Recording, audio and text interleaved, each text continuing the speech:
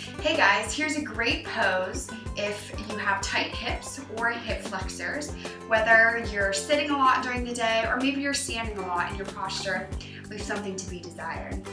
So let's get started. All you'll need is a bolster, which is like a yoga pillow, sitting on mine. Go ahead and lay it down on your mat so that it's perpendicular to your mat. Kind of more towards the top so you have space in front and behind. Go ahead and have a seat on your bolster. We'll start with the left leg. You're going to bring the left leg in front of your bolster so that the shin is parallel with the bolster, okay? Keep your foot nice and flexed, those toes are pulling back towards your knee, which will help keep the knee and ankle bones in alignment. Right leg comes back behind you so that the knee is pointing down towards the mat. You can keep the toes tucked under or lay the top of the foot flat onto the mat. If this is too much on the hip, the left hip here, or you are unable to turn your knee down to the mat, go ahead and lift the edge of the bolster up and bring that left foot underneath the bolster a little bit more. So now your hips are being supported by the bolster. Right knee is down towards the mat and left knee is pointing forward. So you can stay up like this and get a real nice opening through that left hip, or go ahead and lower down onto forearms for a little bit of a deeper opening. Alternatively, you can use blocks here to help bring you up a little bit.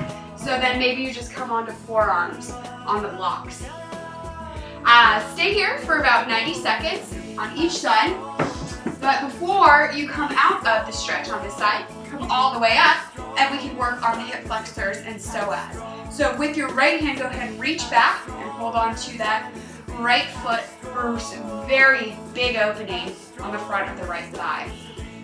So stay here for a few breaths, making sure you always breathe deep and through the nose, which will help relax your body and calm that sympathetic nervous system.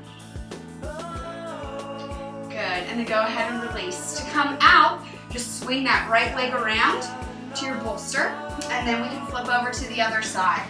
So just like before, right leg comes down, left leg reaches behind. I want to make sure that my left knee is pointing down towards the mat. Get myself situated. If this is too much on my right hip, I can lift the bolster up and bring my foot under. Staying either here or coming onto blocks, or maybe lowering all the way down.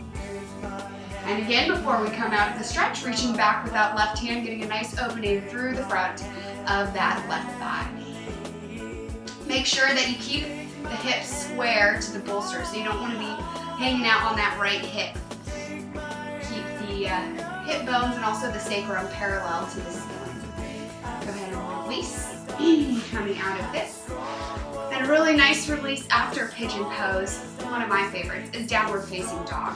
So to come into downward facing dog, just clear the bolster off of your mat, come onto hands and knees, making sure that the shoulders are over the wrists and the knees are over the knees are underneath the hips.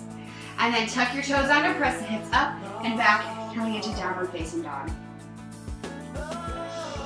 Staying here for a few breaths, and then resting when you're finished.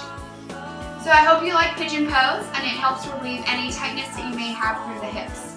And I'll see you guys soon.